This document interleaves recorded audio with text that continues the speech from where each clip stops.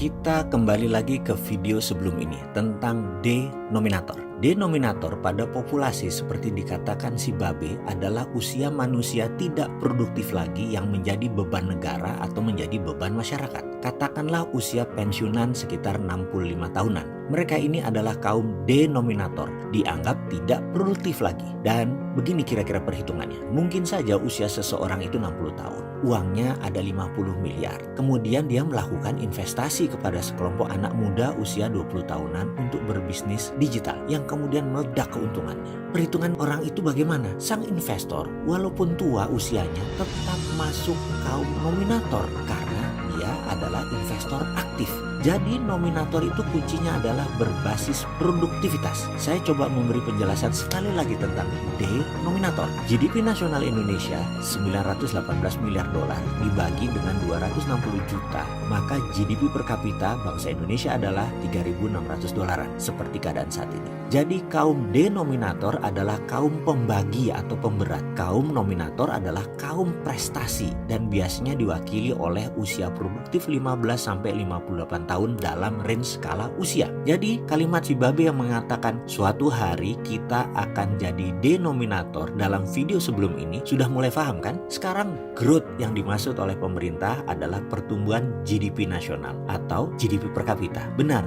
GDP nasional naik 5%. Namun apakah GDP per kapita juga naik 5%? Nah, Anda coba sendiri yang jawab. Jangan-jangan nggak sampai 5% atau malah turun GDP per kapitanya. Karena apa? Karena faktor denominatornya besar dan faktor nominatornya BUMN. Dan BUMN tidak untung, tidak membuat nilai tambah atau value added. Masih kurang cukup bukti bahwa BUMN ala Rinso itu bermasalah. Sekali lagi, saya ini menyarankan jangan pakai BUMN sebagai agent of changes. BUMN yang diginiin sama Rinso itu jangan dilanjutkan lagi. BUMN itu bagus untuk pioneer bisnis, itu bisnis spesial saja. Mau bukti kalau BUMN faktor pemberat bisnis atau mau bukti kalau BUMN itu faktor pemberat negara ini, kembali ke teori dasar total faktor produksi atau TFP. Jangan sampai pejabat nggak ngerti ilmu dasar beginian, geblek namanya. Negara bisa bubrah ekonominya. Heran, lah kok bisa jadi pejabat orang kayak gitu. Kita ulangi teori TFP, yaitu L kali C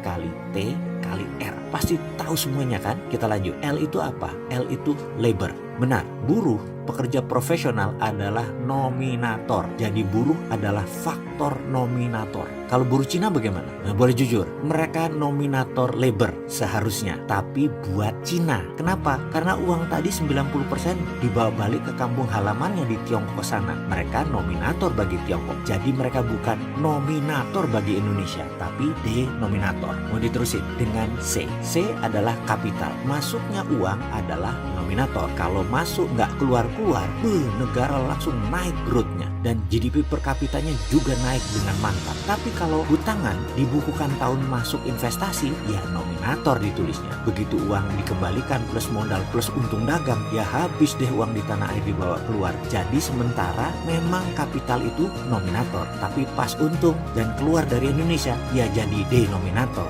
Sementara faktor pembagi semakin banyak, yaitu populasi Indonesia bisa naik ke 270 juta di tahun 2020. Naik 300 juta mungkin di tahun 2030. Minus demografi tidak menjadi keuntungan, malah pemberat karena pembaginya jadi banyak. Ini bagi saya membuktikan bahwa BUMN tidak menjadi akselerator pembangunan, malah menjadi resistensi faktor atau faktor penghambat dalam growth ekonomi nasional. Karena itu saya nggak tega meneruskan dua faktor lagi, yaitu T dan R.